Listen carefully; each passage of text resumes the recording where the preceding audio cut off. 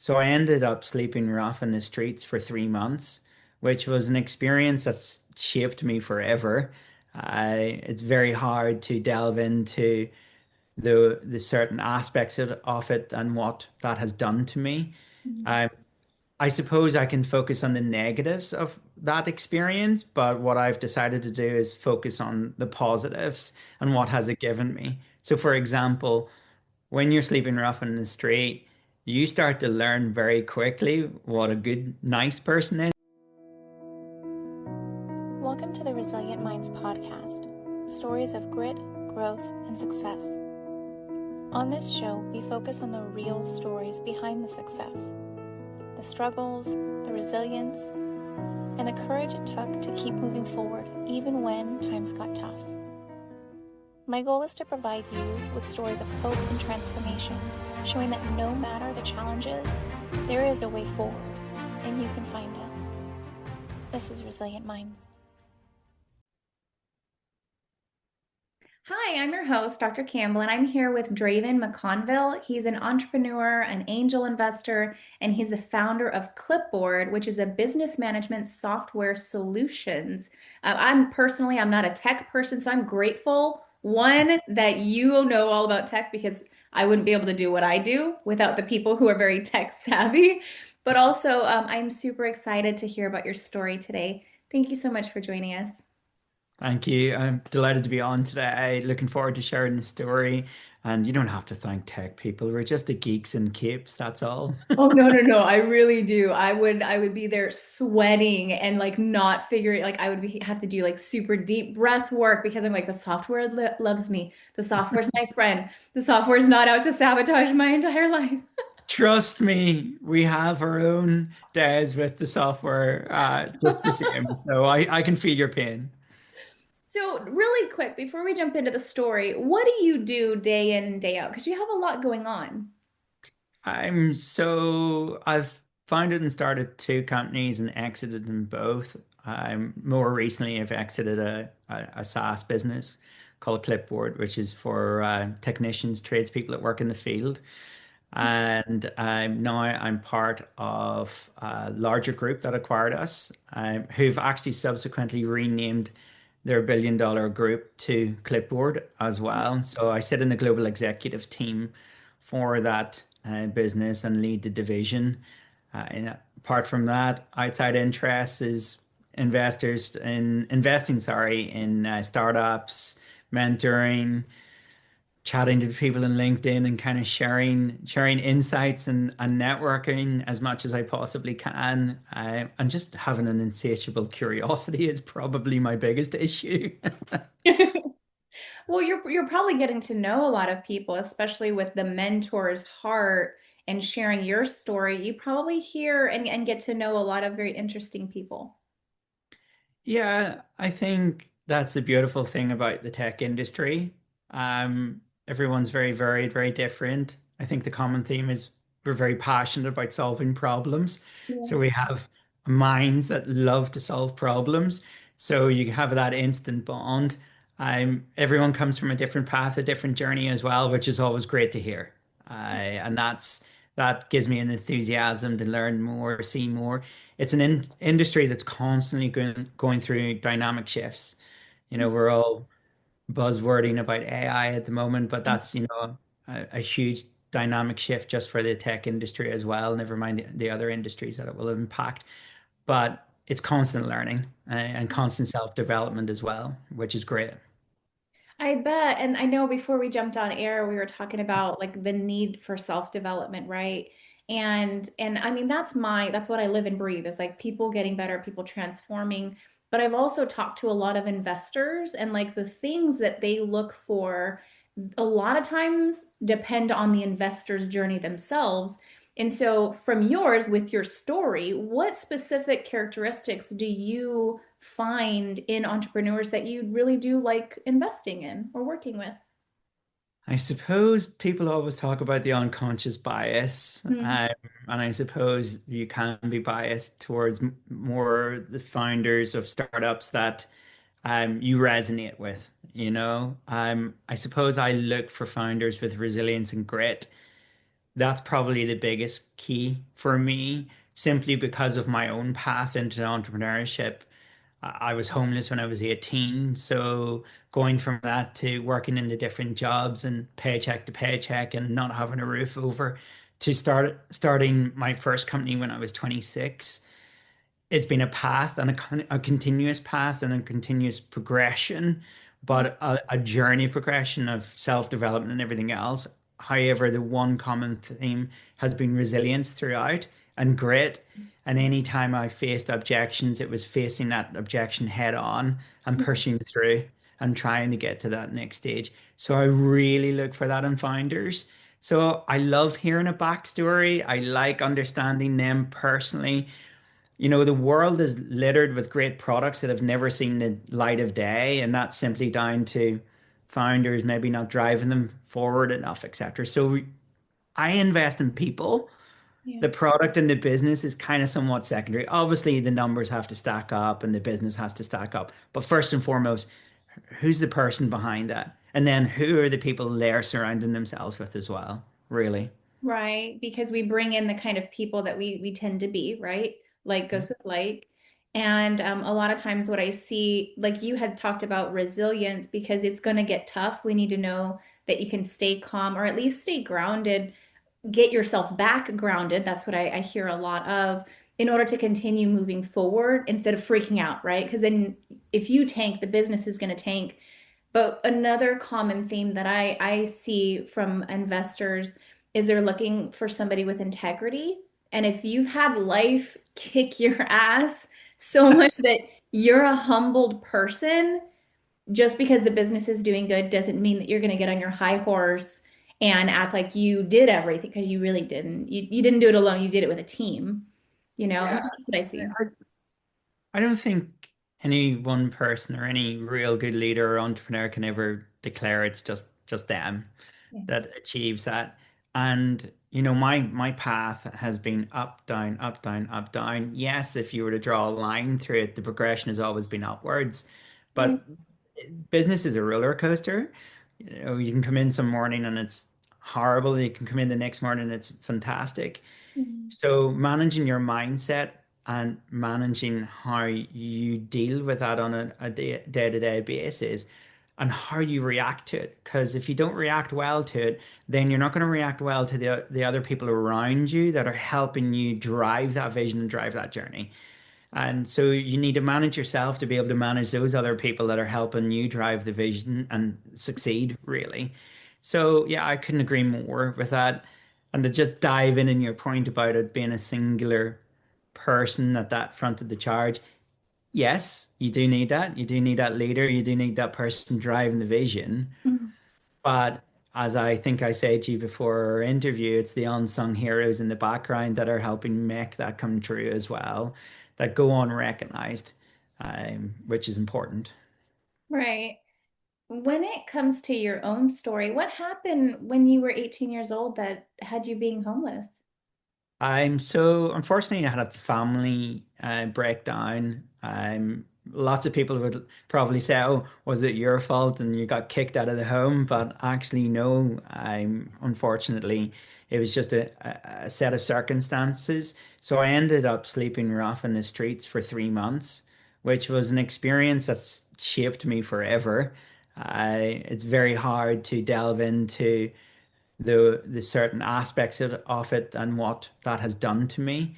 Mhm. Um, I suppose I can focus on the negatives of that experience, but what I've decided to do is focus on the positives and what has it given me. So, for example, when you're sleeping rough in the street, you start to learn very quickly what a good, nice person is versus what a bad person is. So you start to learn for subtle cues, behaviors, approaches, etc. Things that now stand me really well when I'm coming to hire people or engage with people or do business with them, etc. So yeah, it was family circumstances. Trauma comes off the back of that. You have to manage that. You have to deal with it. I harness the power of that trauma to help me go forward. There's been periods of time where it has become overwhelming, but I can't ignore it. I've had to deal with it and understand it. And I think that's the difficulty sometimes with trauma is it can't be ignored.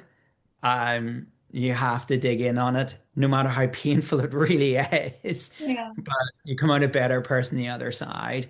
And I think it's an ongoing process. You just got to develop and keep developing. Right. And that's one of the things that I usually hear from people with whether it be people that I worked for or worked with in the past or currently is that they want to know when is it going to end? Like when life doesn't stop throwing the curveballs, we just get more resilient and stronger. But also the trauma you've been programmed so just because you've been on your healing journey and you're a completely different person 15 years later doesn't mean you have those voices come back and it's just like super easy. It gets easier to say, okay, well, thank you for that information, but no, go sit in the back again. Like I don't need to self-sabotage or I don't need to get scared or freak out, but it doesn't mean that they never come back. In my opinion, they're always going to be there. They're just going to be very quiet and not so strong. Couldn't agree with you more. I think that it's always omnipresent. However, it's not at the forefront anymore. I also think you develop a toolkit as you go Mhm. through that allows you to manage those aspects. Um, Sometimes you have to take the tool out and use it for you to fix that particular thing, move to the next thing. I don't think it ever goes away. Does it get easier? Absolutely, because your toolkit develops and you get Yes. better. But I think um first and foremost there has to be an acceptance with it. I accept that it happened to me. I accept that that was part of my journey and part of my story, and it now forms part of my narrative. But it doesn't define me. Yeah. Um, I think it's very easy for people to look and go, "Oh, well, you experience homelessness," and I'm like, "Well, that's just one part of my journey. It's not the defining part of me. I've done so many things since. I've built two Mhm. businesses. I've sold two businesses. I've hired and built great teams and given opportunities to other people. So it's just part of my journey. It's a chapter and lots of other chapters. I think sometimes with trauma." If it isn't managed, then it can just become something that defines you and Right. you keep leaning back on instead of moving forward. But my wife, as I said to you earlier, before the call, she's been a great support in broadening my perspective on these things and how I progress. Right. I love how you emphasize that some people can get stuck in their story, even though Mm. it was a chapter, because then we end up repeating the story because literally our brain is on a loop, Yeah. repeating. And so if entrepreneurs, let's say they did have that backstory, if they look at their behaviors, their filters, their characteristics, a lot of that is their mindset. And you can see how themes are repeating themselves in their businesses because that's what happened in the past, but it doesn't have to. Like you said, if they No, go back and they actually work on it, it makes it easier. your mind, it's conditioning your mind Yeah. and conditioning your mind to not have only that defining point. And I think it's leaning in on it for sure and using it as a catalyst. But why would you want to keep repeating the same negative patterns? There's no point. Yeah. Like, and it's, I think sometimes we can fear as individuals, and especially, executives, and we get to senior roles and or we've built businesses, etc. I think it can somewhat look there's a feeling that you should have a presence of, I've got it all together. I understand absolutely everything. And that's not really the case. No. We're all humans. We all have our feelings. We all have our doubts, etc. Yeah. And just because you may be at a huge senior position doesn't necessarily mean you're any different than anyone else. Yeah. Um, so yeah, that's my perspective on You it. mentioned earlier that your wife was a huge supporter and even, guided you to different ways of thinking. But from your perspective, looking back, what did your tool, like what was so important besides your wife, of course, in your toolkit that really helped you get through those hard times? Like, yes, my wife obviously an important part, but she hasn't been in my life the day that of becoming homeless when I was 18. So there was obviously many moments on my journey. I think first and foremost, I shifted into survival mode because I think human instinct is if I don't survive, then I'm in trouble. Yeah. And sadly, sometimes in position of homelessness, um, that survival instinct doesn't kick in, and some people resort to alcohol and drugs and various different things to obviously numb the pain of it in the situation. Um, I took a path of I see a bigger picture for me. I see a bigger plan for me. And I decided the only way I can do that is to keep making incremental steps.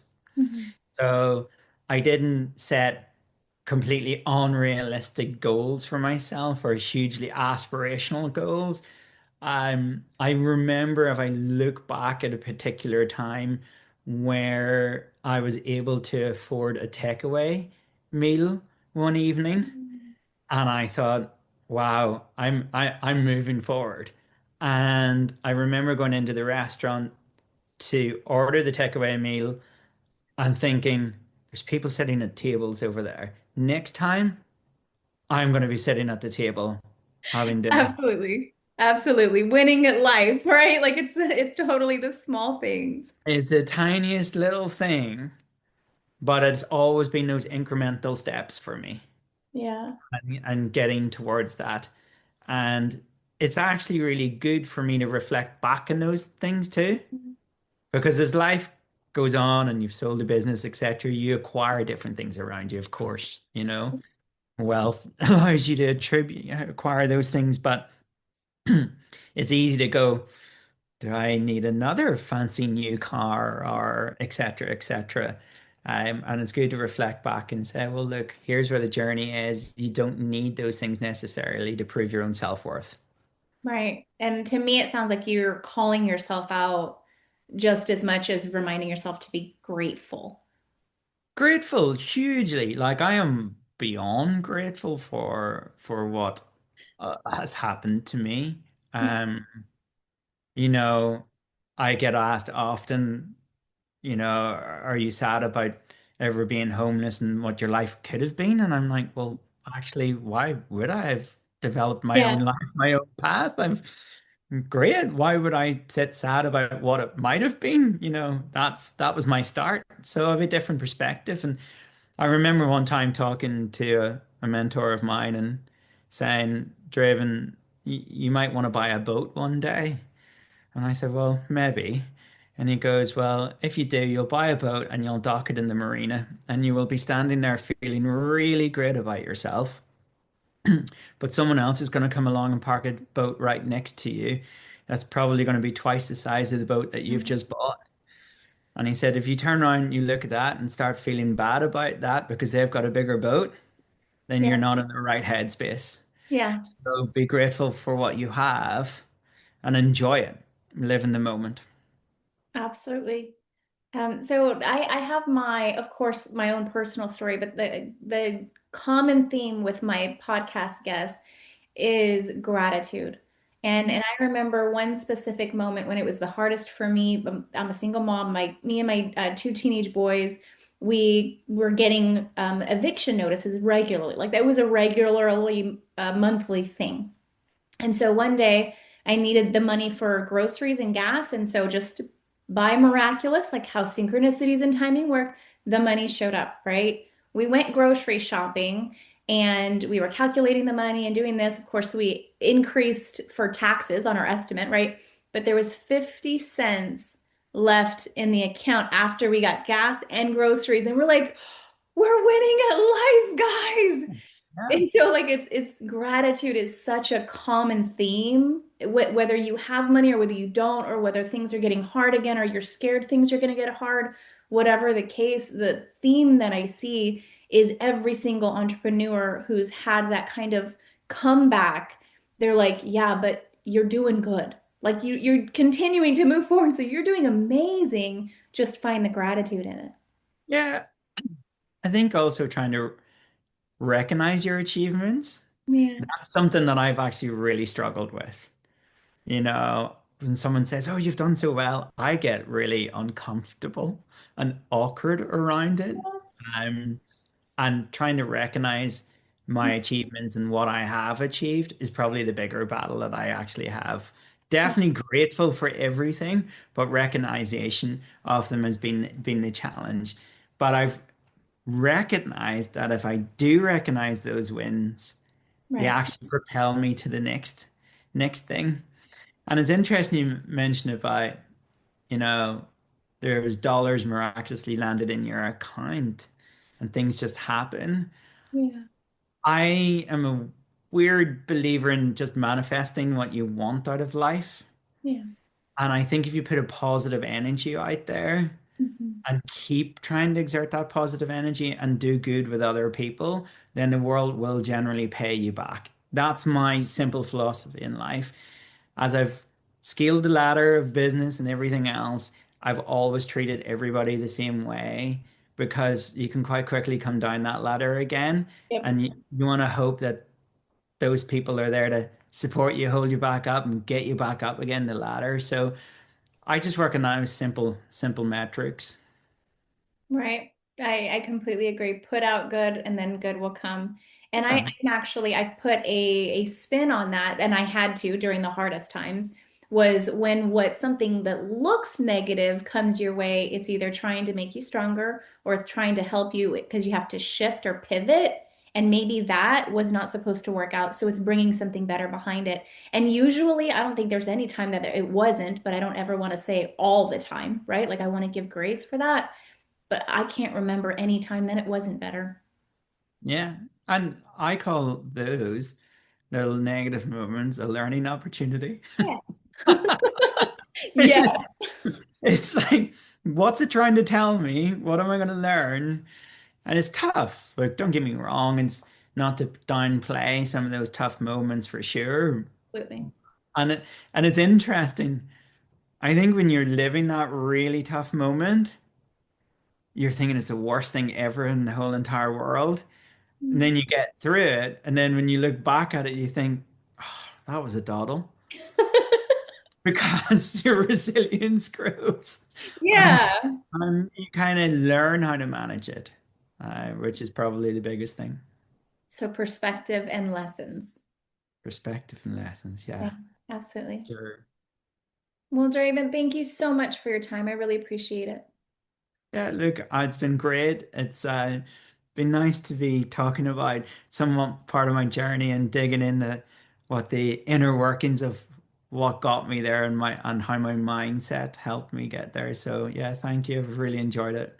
Well, I'm sure your story and your success following your story, and of course, it's never over. It goes up and down and up and down. And so the gratitude and the lessons and the resilience, it just keeps building. And so I feel like stories like this really do give the audience a lot to look forward to, but also a lot of internal stability in the moment, right? And that's what we all need.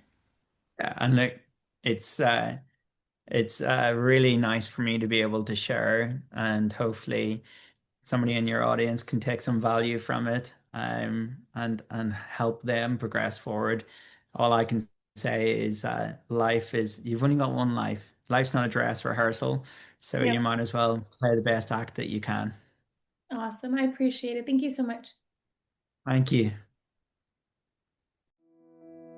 Thank you so much for joining. Your time and your focus are your most valuable currencies, so thank you for giving that to us today. Our guest contact information will be in the description below, and don't forget to like and subscribe. But please, if you know someone who's struggling, stop right now and send this video to them. The struggle behind growth and success is real, and they need the support to make it, because the strongest minds are the ones that healed. So don't forget, lead louder, feel deeper, and stay resilient. Until next time, this is your host, Dr. Campbell, on the Resilient Minds podcast.